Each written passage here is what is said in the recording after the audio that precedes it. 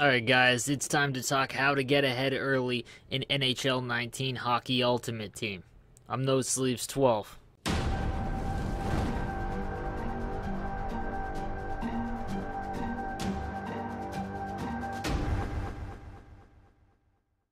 So guys, the game comes out, you want to get ahead, you want to make sure that you have a lit team for that first weekend. Here are some tips and the things that I've learned over the past few days just messing around with Hockey Ultimate Team that I think are going to help you get ahead in the early portion of the game. First thing is first, if you're going to spend money on packs, go check out my other video. I ripped $100 of gold plus packs and $100 of gold normal packs, and the outcome was a little bit surprising. So go check out that video if you want to spend money on the game as far as opening packs go.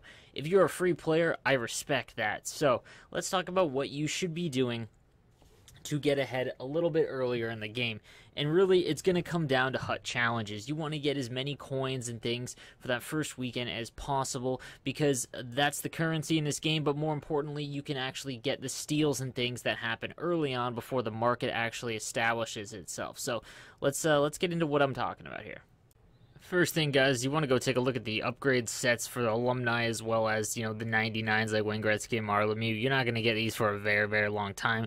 But basically what you have to do is pull the Alumni card for each player, and then you can upgrade them as you go along with Collectibles and Carbon Collectibles. But again, this isn't something that you really want to worry about this early on. There's a few that I'll highlight, like Ty Domi. He's going to be one that early on is going to be super good to go after, because he has great speed, mediocre shot, but he has almost 99 speed, and he's very easy to upgrade all the way because he only requires gold collectibles. The Billy Smith that I have here requires carbons, obviously much more expensive, so those are the ones that are going to be tough to get early on. So where I would recommend starting if you're a free-to-play player, or even if you're not and you spent money on your packs and whatnot to upgrade your team in the first weekend, again, especially because of early access and there isn't a lot of players going to actually be playing, what I'd recommend is just take advantage of the time that you have to grind out as much as possible. When it comes to the hut challenges, there's 4 different ones you could choose from, and I'm going to give my recommendations on which ones you should do. So starting with the progression challenges, these ones are gated by the overall team score you have. So I have an 88 right now. I would be able to get into all of the progression challenges except for the 90 plus one. These ones I would do as much as you can depending on how your team is. I spent $200 on my team so far, and I'm only an 88, so it is going to be kind of hard to actually get up above the 90 threshold. But if you can do all of them, that's 104,700 coins.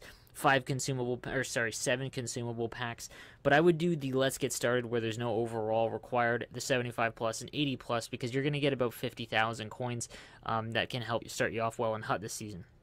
Next would be the division challenges. There's 8 divisions, they're 4-minute periods, but all you have to do is win the game. This is where I would sink most of my time into early, because you can just mindlessly do it. It is a long grind because you're playing, again, against the computer for a full 4 minutes.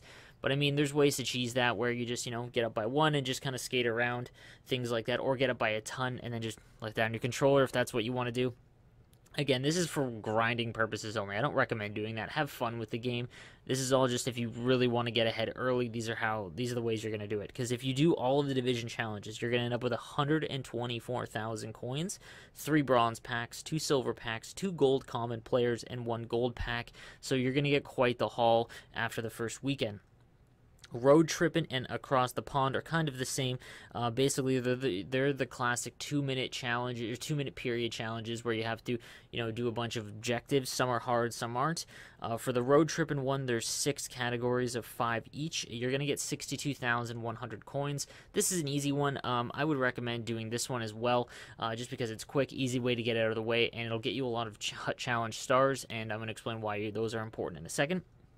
And then across the pond, which is a lot longer, but you're going to end up with 82,800 coins if you can do them all. So for a total, if you complete every single one, you're going to end up with 373,600 coins. So obviously it's extremely advantageous to go after the challenges early, get as many coins as you can, and I'm going to explain why it's so important to have a lot of coins early on.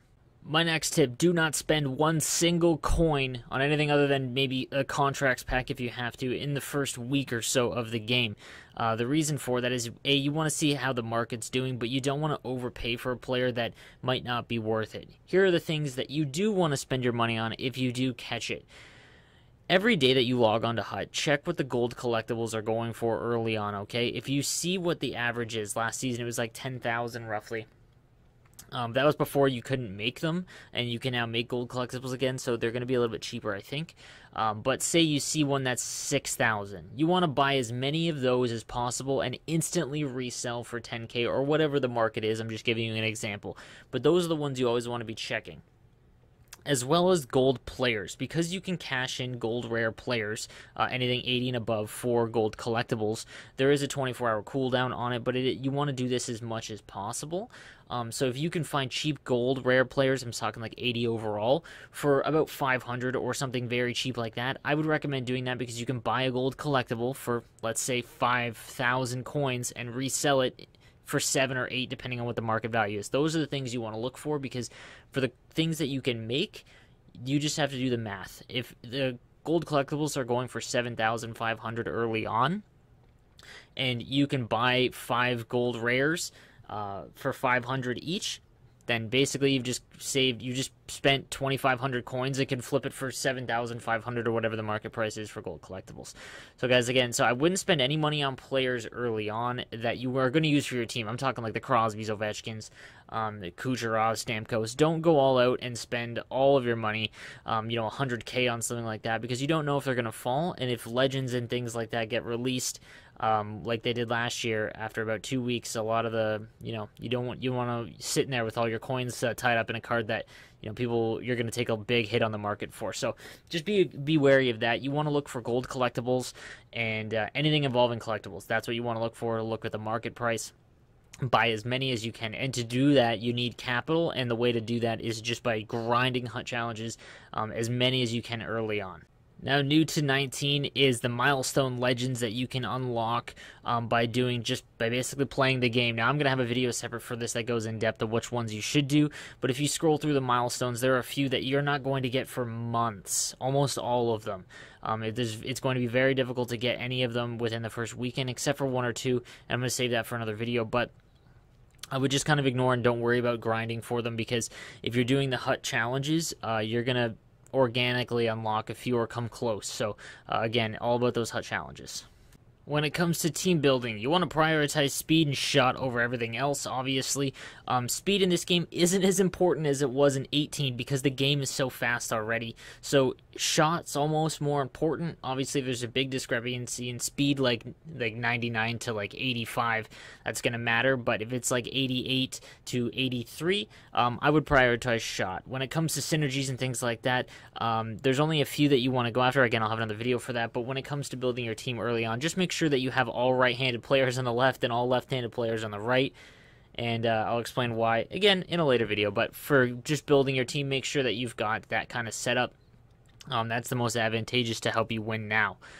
When it comes to spending money on the game, if you're going to buy packs, save a little bit of money for the first launch weekend, because usually they come out with something. I'm not confirming anything, but usually they come out with something. Last year it was the Centennial one, as well as I believe Bure was the first legend. But he's going to be in, they're obviously going to upgrade cards and whatnot. And the first weekend is usually a pretty big one, just because of the hype of the game and whatnot. So save some money for that. I would definitely recommend if you're going to spend your money. But again, don't spend your money on packs and coins that you get from the Hut challenges. Save those coins. Only use them to flip for collectibles and players. It's all about collectibles early on, guys, I promise you. So why are gold collectibles so important? Because here, look at this. So basically, if you have an upgraded Alumni card, you need carbons and gold collectibles to actually upgrade them. Again, you can make them, but there's a 24-hour cooldown, but some require quite a bit to upgrade the cards to the max level.